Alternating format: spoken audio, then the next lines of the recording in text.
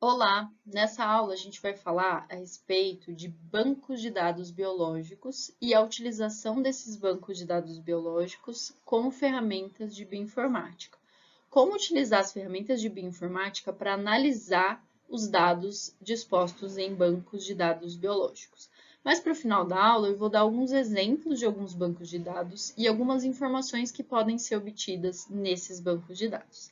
Na próxima aula, a gente vai ver a utilização de uma ferramenta de bioinformática em um banco de dados públicos que se chama NCBI.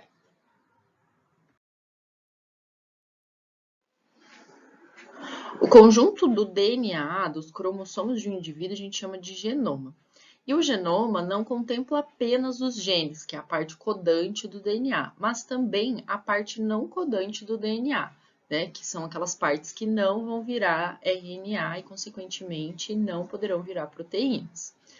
Com base nas informações contidas no genoma, é possível de realizar algumas metodologias.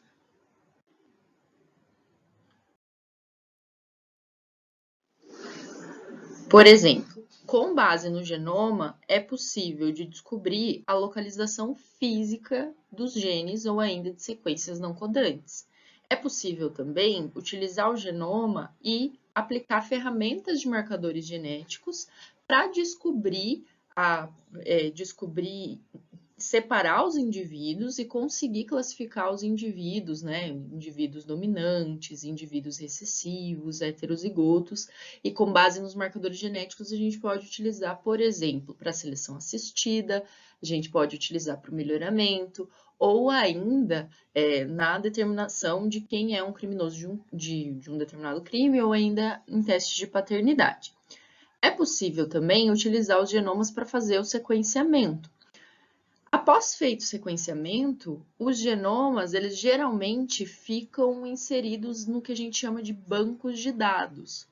Então, quando é feito o sequenciamento de algum DNA de algum indivíduo, esse sequenciamento, esse genoma que foi sequenciado, fica no que a gente chama de banco de dados públicos.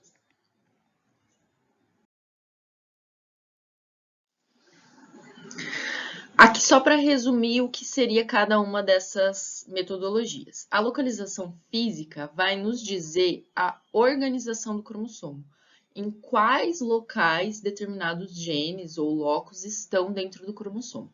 Isso é importante porque é possível, com base na localização física, nessa organização cromossomal, saber quais genes vão ser dados juntos, ou quais sequências não gênicas vão ser dadas juntas, que aí entra naquela parte de ligação gênica. Ou ainda, né, qual marcador vai ser dado junto com o gene para dessa forma conseguir utilizar na seleção assistida.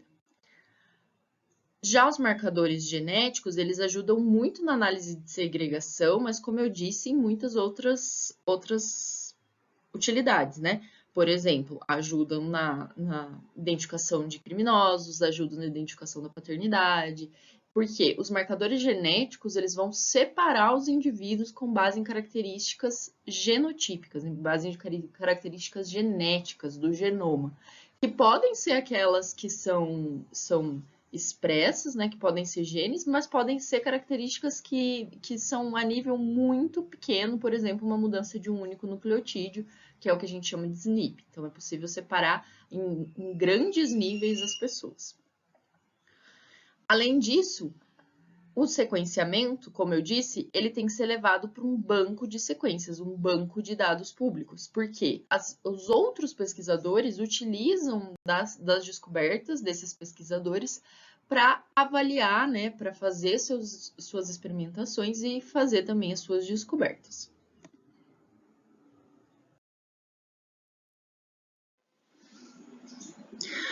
Com base na organização cromossomal e a localização física, é formado o que a gente chama de mapa físico, que é um mapa que vai ter os genes posicionados nos cromossomos e a distância entre os genes vai ser baseada em centimorgans. O mapa físico é montado principalmente com relação aos mapas de ligação, né? Os genes que estão ligados e se segregam junto ou não e qual é a taxa em que eles se separam. Já com marcadores genéticos, é possível de montar o que a gente chama de mapa genético, que é possível que vai determinar a distância dos genes ou das sequências com base em pares de base. E o sequenciamento, para montar os genomas, é necessário utilizar o mapa físico, o mapa genético e, preferencialmente, construir um genoma funcional. Para que aquelas sequências funcionam? E com base nesse genoma funcional é possível fazer comparação entre indivíduos diferentes.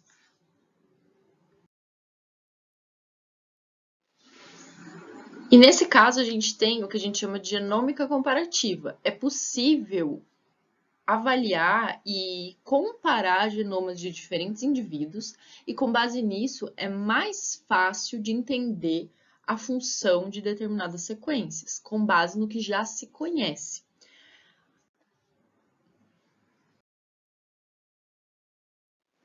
Na aula de hoje a gente vai falar de bancos de sequências. Os bancos de sequências,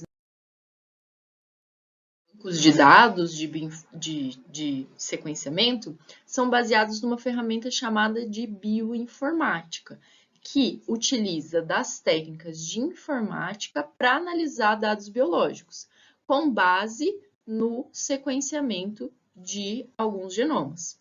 Além disso, a bioinformática utiliza ferramentas computacionais. O bioinformata geralmente utiliza de programas de programação, de softwares que ajudam a montar os genomas, porque precisa de uma capacidade computacional, precisa de um algoritmo para conseguir fazer a montagem desses bancos de sequências.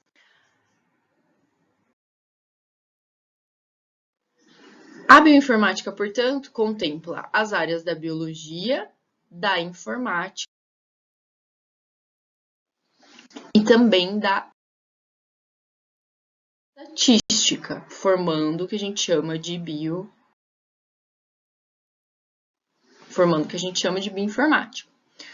Biologia, porque é necessário entender as bases biológicas, por que determinada sequência é importante, como que ela é transcrita, como que ela é traduzida. Informática, porque é necessário ter um conhecimento computacional para conseguir fazer a montagem das sequências.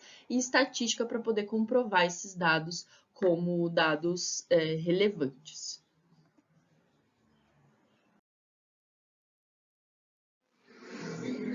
O profissional em bioinformática possui 4 atribuições. A primeira delas é trabalhar com o banco de dados, fazer análise estatística sobre esses dados. Não necessariamente aqui o profissional precisa fazer o sequenciamento, ele vai trabalhar com o que já tem disponível nesses bancos de dados. É necessário também que ele utilize programação para automatizar as análises, para fazer com que essas análises fiquem mais fáceis. E também utiliza ferramentas para ajudar na interpretação dos dados. Utiliza, por exemplo, alguns programas que já são bem conhecidos. A gente vai falar a respeito de um banco de dados que tem alguns programas de bioinformática, que é o NCBI, e eles ajudam a gente a interpretar esses resultados biológicos. E também precisa fazer o uso da computação para fazer predição e inferência biológica, ou seja, para conseguir prever para que uma determinada sequência funciona, né? O que aquela determinada sequência vai transcrever e traduzir. Um exemplo que a gente pode utilizar para predição e inferência é que a gente sabe que os genes começam com o códon de início lá para a metionina, né? Que é a UG no RNA mensageiro e que no DNA vai ser TAC. Então, se a gente encontra essa sequência no DNA, a gente tem uma noção de que provavelmente ali existe o início de um gene. Mas não só isso, a gente sabe que precisa ter sequências promotoras, sequências terminadoras, existem os promotores atenuadores. Então, com base nessa lógica biológica, é possível encontrar sequências possivelmente gênicas.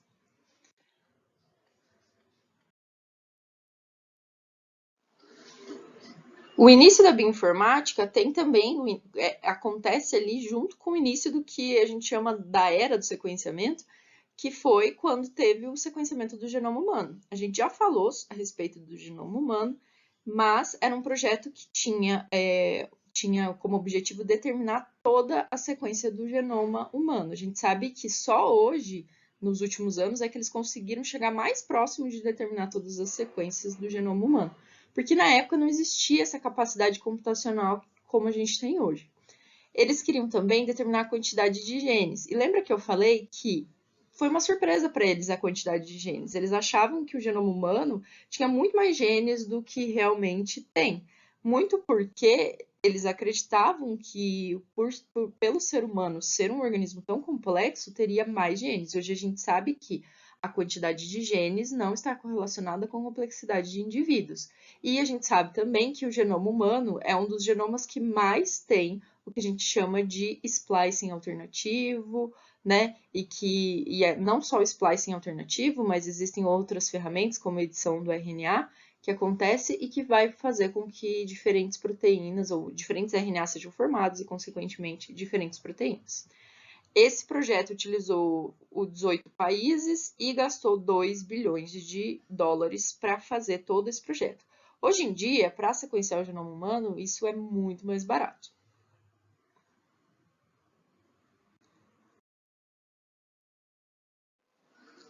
Só para se ter uma ideia dos custos de sequenciamento por milhão de bases, em 2001, para sequenciar 1 milhão de bases, era necessário 10 mil dólares, né? Pensa, não é muito, mas pensa que o genoma humano tem 3 bilhões de bases. Então, é bastante. E não é só uma vez que esse sequenciamento é feito. Às vezes, é preciso sequenciar mais vezes para ter uma cobertura maior. Hoje em dia, aqui perto de 2020, custa 1 centavo para conseguir fazer o sequenciamento de 1 milhão de bases. Isso porque o sequenciamento caiu muito, mas também a montagem dos genomas ficou de maneira mais simplificada e, consequentemente, ficou mais barato. Hoje em dia, mais de 85 mil genomas já foram sequenciados, o que não parece muito, mas na realidade é bastante coisa. E a gente entra agora numa nova era.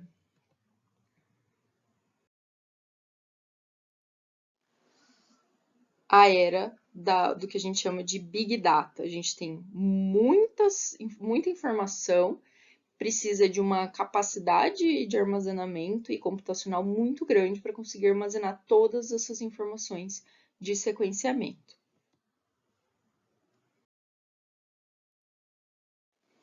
Para se ter uma ideia, só de se é feito um sequenciamento de DNA tem ocupa cerca de 200 gigabytes de espaço. Imagine se for 85 mil sequências de DNA. O RNA-seq, que é o sequenciamento dos RNAs, ocupa 25 gigabases, né? Gigabytes. E aí, imagina, também precisa de uma capacidade muito grande. E o epigenoma, 16 gigabytes. É muito dado biológico para ser armazenado, muito dado biológico para ser analisado e precisa ter uma capacidade computacional e um armazenamento que consiga contemplar tudo isso. E por isso que a gente está na era do Big Data. Só para se ter uma ideia, né, se a gente fizer uma comparação, é mais ou menos o que acontece com o armazenamento de dados do Instagram ou do Facebook. Tem muitas fotos, tem muita informação, mensagem que uma pessoa mandou para outra. Então, é necessário ter uma capacidade de armazenamento muito grande para que o sistema continue funcionando. Nos dados biológicos de sequenciamento é a mesma coisa. Tem muito dado, esses dados precisam ser armazenados para conseguir serem mantidos ali sem que o sistema caia.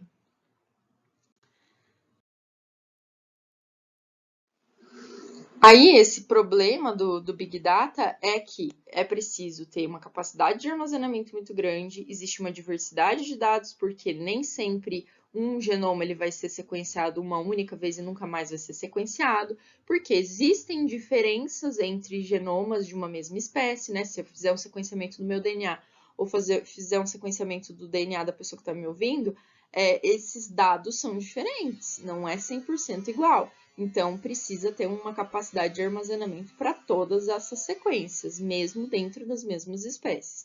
E é necessário também analisar os dados com uma velocidade grande, para economizar tempo e conseguir chegar nos objetivos desejados. Por isso que essa era é uma era que exige bastante conhecimento e, consequentemente, também bastante capacidade para conseguir lidar com todos esses dados.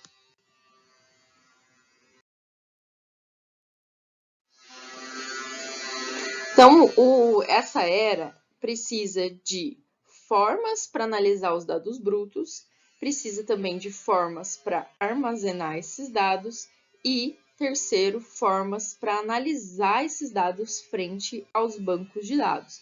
Para isso, é necessário o que a gente chama dos supercomputadores.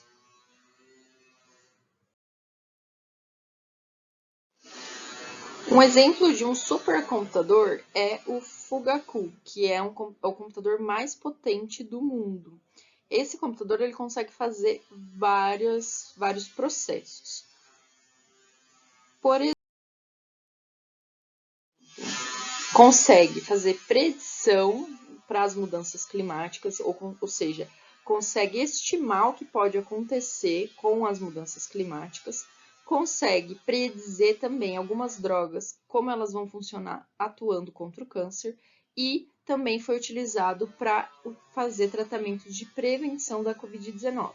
Como assim? Como que esse computador faz isso? Ele vai utilizar todos os dados que ele conhece, né? Vai juntar todos os dados que tem ali e vai conseguir comparar esses dados para encontrar uma melhor saída. E consegue também fazer as predições. Por exemplo, no caso da mudança climática. Se subir 5 graus de temperatura, como será que a agricultura vai se comportar? Ele consegue fazer essas análises e consegue já encontrar uma solução, procurar uma solução para esse problema caso surja.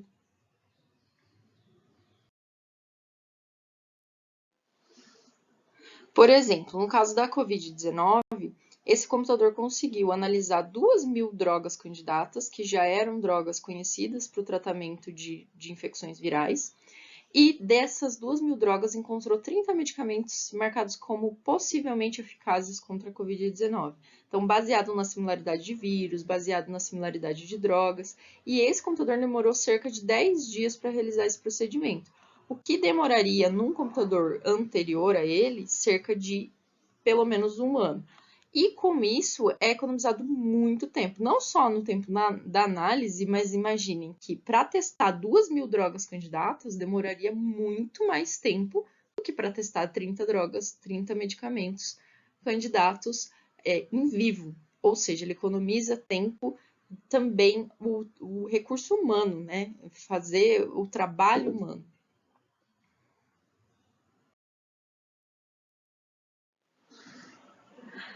Foi possível também realizar o desenvolvimento de vacinas com uma nova tecnologia, chamada de peptídeos de antígenos múltiplos compatíveis com a mutação. Ou seja, o que esse computador fez? Ele conseguiu predizer algumas mutações que poderiam acontecer. Na verdade, ele viu quais eram as mutações mais recorrentes na Covid-19 e, com isso, ele conseguia prever uma possível mutação que aconteceria no futuro. E dessa forma, é possível já de fazer uma vacina que seja mais compatível com aquele tipo de mutação. Eu não tenho certeza se isso realmente foi utilizado. Eu acredito que foi feito esses estudos, foi feita essa predição, mas eu não acredito que nenhuma vacina tenha surgido a partir daí ainda, mas pode ser que ela surja no futuro.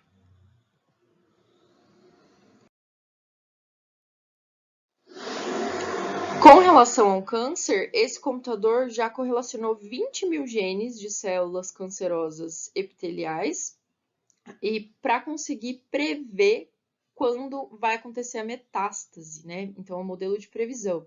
Ou seja, pegou os dados de vários tipos de câncer de pele, analisou esses dados e viu quais genes eram mais expressos quando o câncer ia entrar no estado de metástase. Dessa forma, é possível analisar a expressão dos genes num paciente e ver se determinado gene agora está sendo expresso, isso significa que provavelmente esse câncer vai entrar em metástase e é possível fazer um tratamento mais eficaz para esse câncer.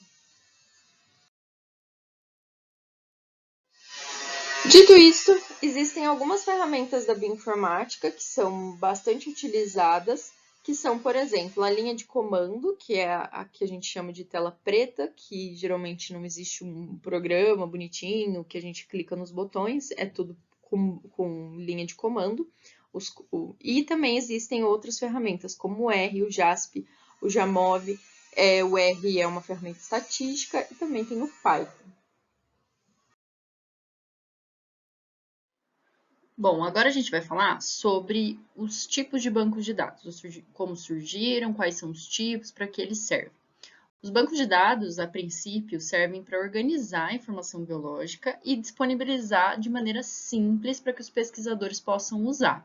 E esses dados biológicos, eles permitem a internacionalização dos dados, porque dados que são emitidos, por exemplo, nos Estados Unidos, podem ser acessados por qualquer pessoa no planeta Terra.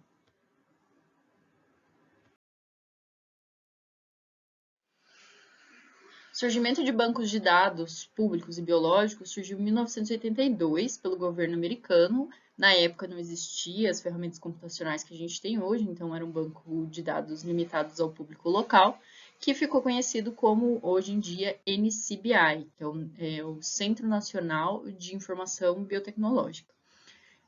E esse é um dos principais tipos de bancos de dados utilizados até hoje, porque ele consegue fazer essa internacionalização dos dados e, inclusive, consegue correlacionar dados moleculares a nível de DNA com moléculas proteicas ou RNA, por exemplo.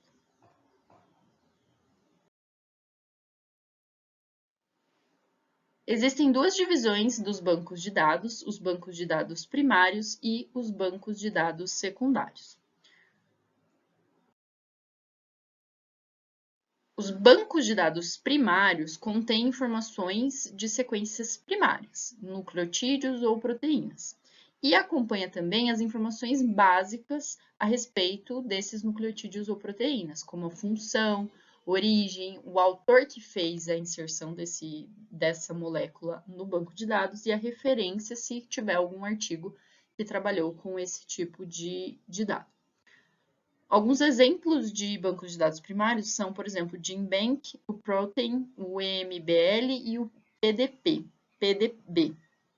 Os bancos de dados primários, eles se caracterizam principalmente como bancos de dados que podem ser publicados por qualquer pessoa. Ou seja, eu faço um sequenciamento de uma determinada planta e aí eu posso colocar esses dados nos bancos de dados primários. Eu, como uma pessoa não responsável por aquele site, consigo colocar e disponibilizar esse dado para todo o público.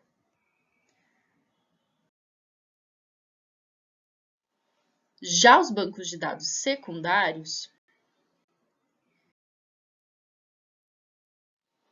são bancos de dados curados, ou seja, precisa ter uma equipe técnica de cientistas que analisam esses dados. Não é qualquer pessoa que pode inserir os dados nesses bancos de dados secundários. Esses dados têm que ser enviados para uma equipe técnica que vai analisar, vai fazer a curadoria desses dados e depois vai publicar e tornar esses dados disponíveis. Alguns exemplos são o RefSec e o Swissprot também, que são bem conhecidos.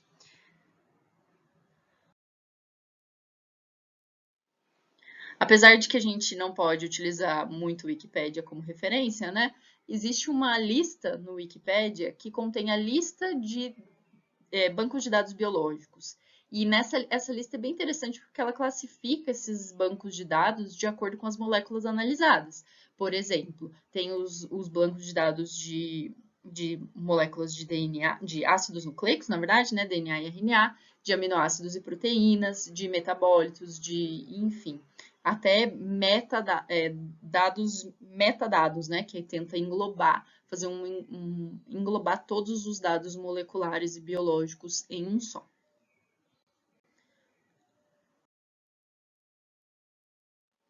Tá, mas qual é o intuito de ter os dados publicados num banco de dados, né? O intuito disso é conseguir analisar e comparar os dados, né? Tendo em vista que, seguindo uma lógica evolucionista, todos os indivíduos descendem de um ancestral comum, existem, né, essas evidências no DNA, que dizem que alguns genes, eles são iguais para todas as espécies do planeta Terra. Então, se a gente sabe a função de um determinado gene em uma espécie, se eu encontrar um gene muito parecido em uma outra espécie, muito provavelmente a função desse gene será igual a o gene dessa primeira espécie que já foi encontrado. Então, para isso que é importante ter os bancos de dados e as análises de dados, porque é possível fazer essas comparações e também é possível já inferir funções biológicas com base em bioinformática, sem ter a necessidade de partir imediatamente para a pesquisa mesmo em si. Então, é possível encontrar inferências, né, dizer, tal gene funciona para replicação, né, atua na replicação do DNA. Por que a gente sabe disso? Porque em rato a gente encontrou, em camundongo a gente encontrou um gene muito parecido que tinha essa função. E aí sim fazer os testes para verificar a função desse gene baseado naquilo que já se conhece de outras espécies. Ou seja, muitas respostas podem ser respondidas com a análise de dados. Então, imaginem que foi feito sequenciamento e essa é a sequência de um gene. Existe uma pergunta que a gente tem que se fazer. Essa sequência é única? Os bancos de dados são capazes de nos mostrar se essa sequência é única ou não. Se ela for única, a gente tem que ver se existe alguma similaridade com alguma outra sequência já conhecida. Porque, por mais que ela não tenha sido descrita ainda, com certeza existem algumas similaridades na sequência que podem nos inferir que aquela sequência tem uma função X. E pode ser que essa sequência não seja única. Se ela não for única, já é descoberta a função dessa sequência. E aí fica mais fácil também.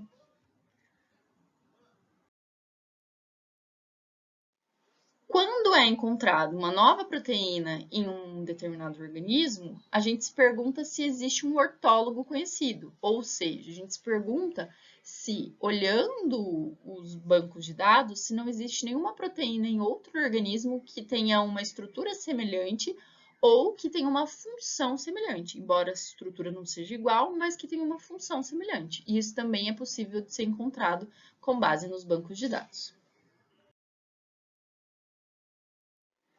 Com base nos resultados encontrados nos bancos de dados, é possível fazer inferências evolutivas, genômicas, estruturais, de expressão e também funcionais.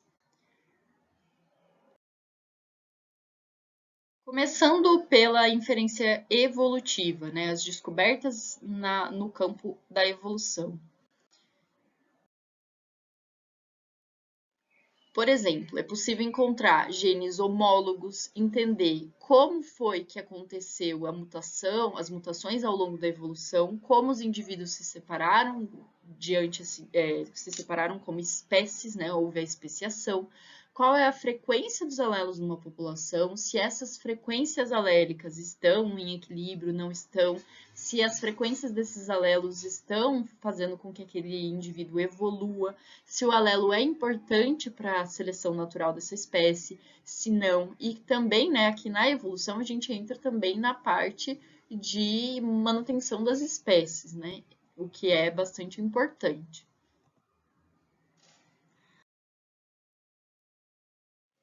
Já no âmbito da genômica,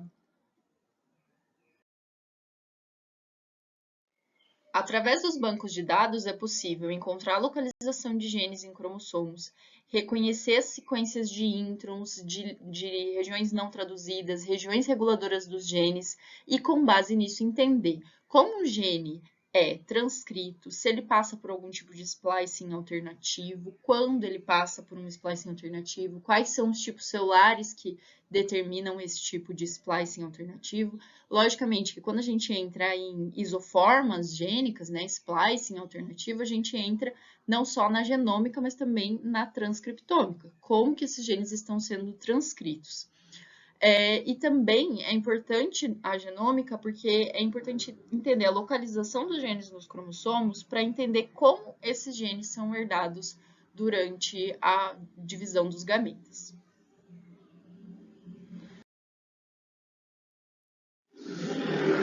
Já na análise estrutural, é possível reconhecer através da sequência do RNA mensageiro e também da sequência de aminoácidos em uma proteína a função de um determinado tipo de proteína.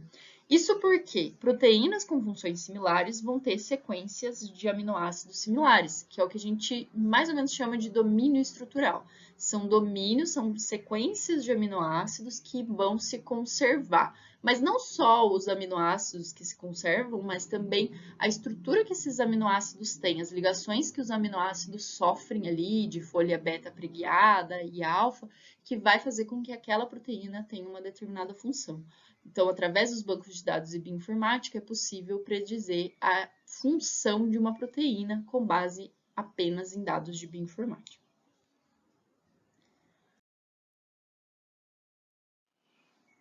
Tem também como utilizar os dados publicados nos bancos de dados para inferir análise de expressão gênica. E isso é muito importante porque não a inserção de um gene no genoma, né, o gene em um genoma não significa que ele vai ser expresso. Ou seja, é importante entender quando aquele gene será expresso, qual é o nível em que ele será muito expresso em determinada situação, ele será menos expresso em outra situação, e qual é o tipo de controle da expressão desse gene. E também com dados de bioinformáticas é possível de prever o que vai acontecer, mas também de fazer a análise desses dados.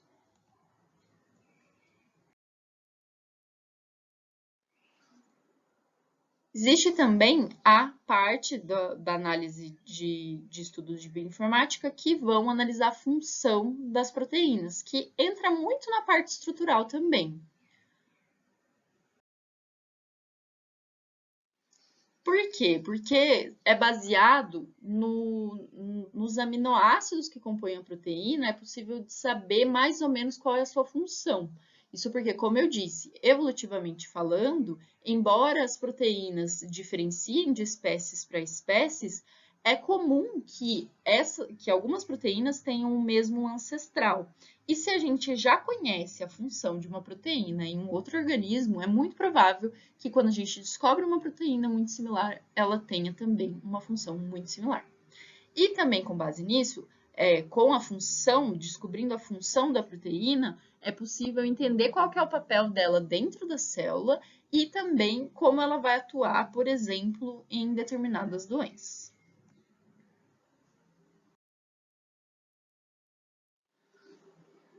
Vou falar brevemente a respeito de alguns bancos de dados. Eu citei os exemplos anteriormente, agora vou falar sobre alguns deles.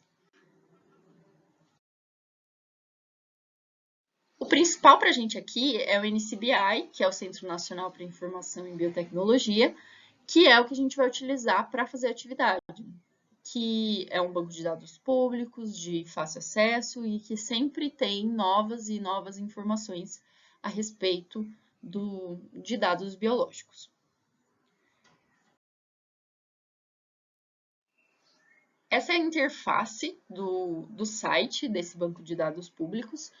Na verdade, agora ele deu uma mudada nos últimos anos e constantemente, nos últimos meses, constantemente é uma interface que muda. Mas o que a gente pode ver aqui, né, no Popular Resources, a gente tem, por exemplo, o PubMed, que é um banco de dados de artigos. A gente tem o BLAST, que é uma ferramenta de bioinformática que faz com que a gente consiga alinhar diferentes sequências. Tem o de nucleotídeos, que é quando a gente quer saber a sequência em nucleotídeos. Tem de genomas, de SNPs, de genes, de proteínas. E o interessante do NCBI é justamente isso, que ele consegue integrar dados de moléculas de diferentes níveis moleculares. Dados gênicos, genômicos, de transcriptômica, de proteômica e assim por diante.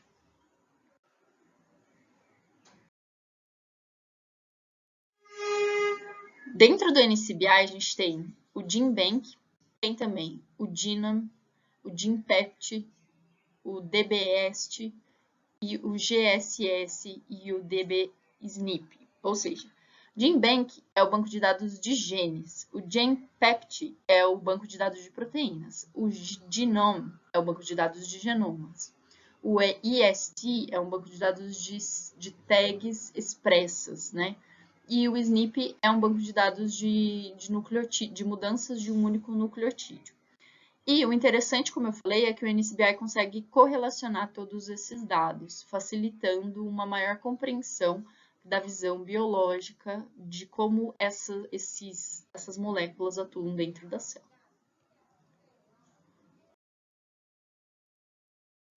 Um outro banco de dados bastante conhecido é o PFAM, que é um banco de dados de proteínas, que nesse banco de dados é possível criar famílias proteicas e caracterizar os domínios, ou seja, é possível agrupar determinadas proteínas de acordo com a sua estrutura e, consequentemente, com a sua função biológica. As famílias proteicas vão ser aquelas que são agrupadas de acordo com a similaridade de sequências, que é uma similaridade que acontece entre espécies e que são devido à evidência de ancestralidade comum, evidência evolutiva. Proteínas dentro da mesma família tendem a ter funções moleculares e biológicas semelhantes. Isso porque elas vão ter sequências semelhantes. Então, é muito mais fácil testar tudo isso no âmbito da bioinformática do que tentar encontrar uma função para aquela proteína sem ter nenhum desses dados de bioinformática. A bioinformática ela poupa bastante tempo para isso. E aí é possível fazer as inferências biológicas. Inferência, então, é possível. O que quer dizer com inferência? É possível prever uma função daquela proteína. Ou, né?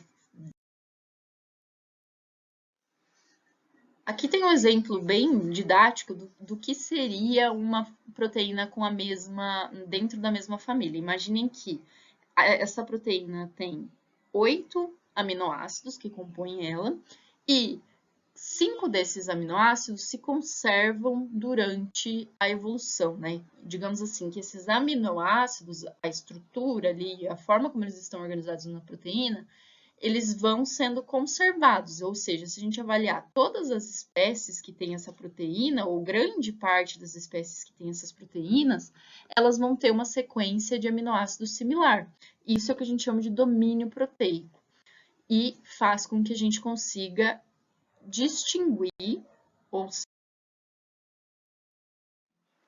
agrupar membros de famílias de não membros, famílias de proteínas de famílias de proteínas, separar essas famílias. Com isso, com base nos domínios, é possível descobrir ou atribuir funções moleculares e biológicas para determinadas proteínas.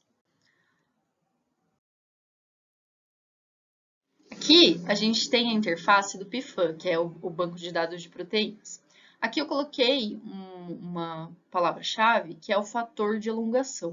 O fator de elongação é uma proteína que atua auxiliando no processo de tradução, auxilia os ribossomos no processo de tradução. Ou seja, toda célula que faz tradução precisa de fator de elongação. E como toda célula precisa fazer tradução para ela se manter viva, é óbvio que pensar que existe uma similaridade entre fatores de elongação dentro das espécies, tendo em vista que, como eles têm a mesma função biológica, muito provavelmente eles vão ter a mesma estrutura de aminoácidos. Então, eu coloquei aqui para ver o que voltaria desse banco de dados.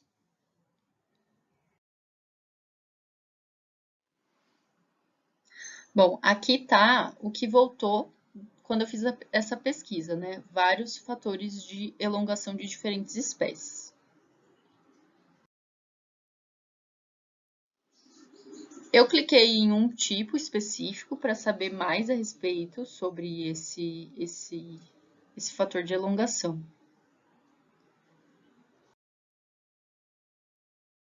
E depois eu cliquei na organização dos domínios. Então, perceba que existem domínios que são muito comuns entre os fatores de elongação, Tem esse domínio GTP-EFTU, que é encontrado em vários fatores de elongação. Existe esse outro domínio em vermelho, que é encontrado também. Então, perceba que não necessariamente esses domínios vão ser 100% iguais, mas eles vão ter uma similaridade muito grande. E essa similaridade vai nos dizer que vão ter funções biológicas similares.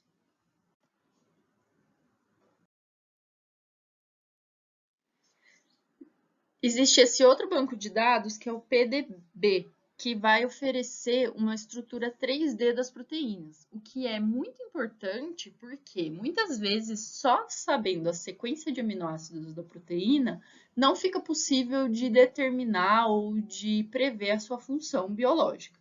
Às vezes é necessário saber a sua estrutura 3D.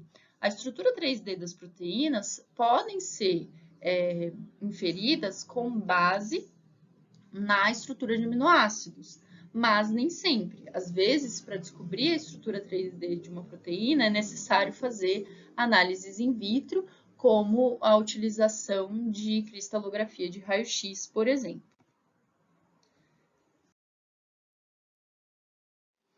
Essa é a interface desse banco de dados e aqui tem a estrutura 3D de uma proteína do coronavírus, mostrando as folhas beta preguiadas, as alfa-hélice e as ligações ali que mantêm essa estrutura 3D.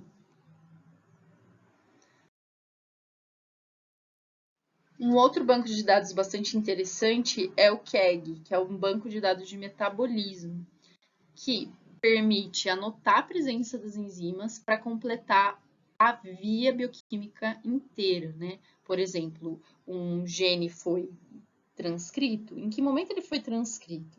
Foi transcrito, foi traduzido em uma proteína, essa proteína sofreu modificações e começou a atuar numa determinada via. Aí, depois tem uma outra proteína que atua um pouco mais baixo. Então, é um banco de dados que tem uma visão completa da interação do metabolismo.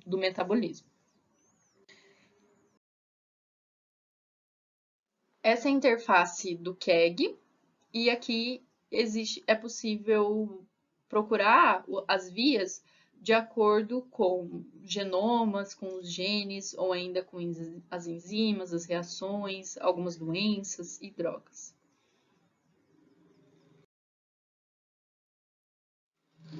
Eu cliquei nos genomas completos e apareceu aqui os genomas, e, se não me engano, eu cliquei no Homo sapiens.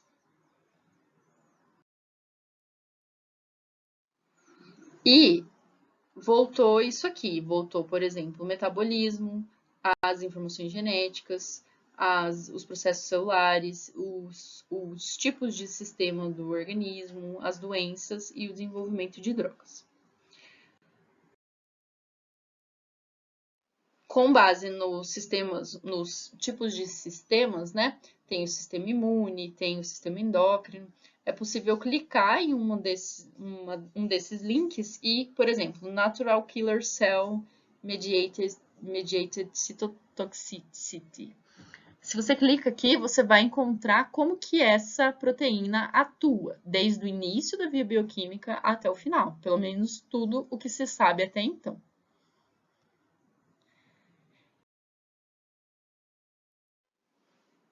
Aqui tem, por exemplo, o exemplo do glutamato, que é um neurotransmissor que atua ali entre um neurônio e outro. Primeiramente, para que haja o início da produção de glutamato, é necessário que o neurônio receba um sinal celular de uma outra célula. Esse sinal entra dentro da célula, vai para a mitocôndria, e aí a mitocôndria começa a produzir o glutamato vai ser exocitado para fora da célula, vai ser recebido por um outro neurotransmissor, tem as bombas de cálcio, as bombas de potássio que entram, que vão iniciar todos esses processos. Como eu disse, aqui é tudo que se sabe até então sobre o glutamato como neurotransmissor. É obviamente que existem muitas vias que ainda não foram respondidas.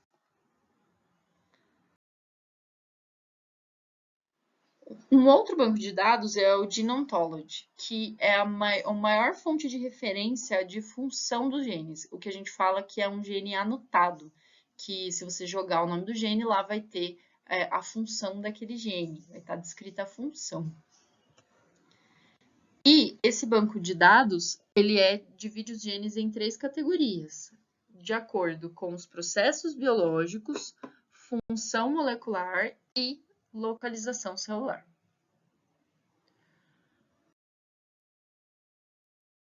Primeiramente, né, processo biológico. Onde ou em qual processo aquela proteína vai atuar? Vai atuar degradando o DNA? Atua replicando o DNA? Atua reparando o DNA? E assim por diante. Já a função molecular vai nos dizer como essa molécula desempenha seu papel biológico.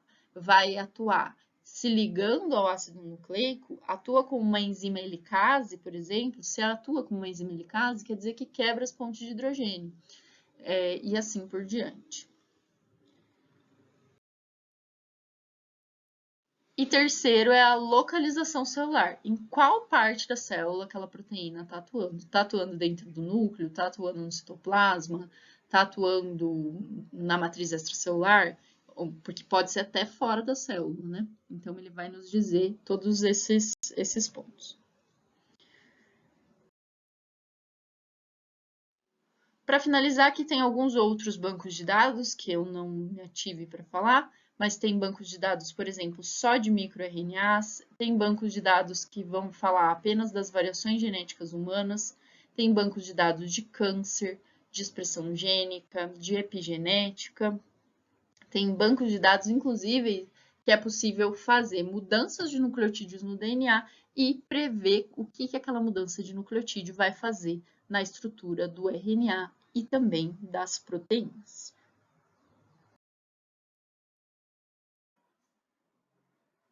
Eu vou ficando por aqui. Eu sei que essa aula tem bastante informação, porque dependendo do banco de dados existem algumas aplicações, existem algumas aplicabilidades, dependendo do banco de dados também as ferramentas mudam, mas eu tenho certeza que você conseguiu acompanhar até aqui. Na próxima aula, você vai aprender como utilizar o NCBI, algumas ferramentas do NCBI para fazer alinhamento de sequências e também para como encontrar informações a respeito de genomas. Te vejo no próximo vídeo.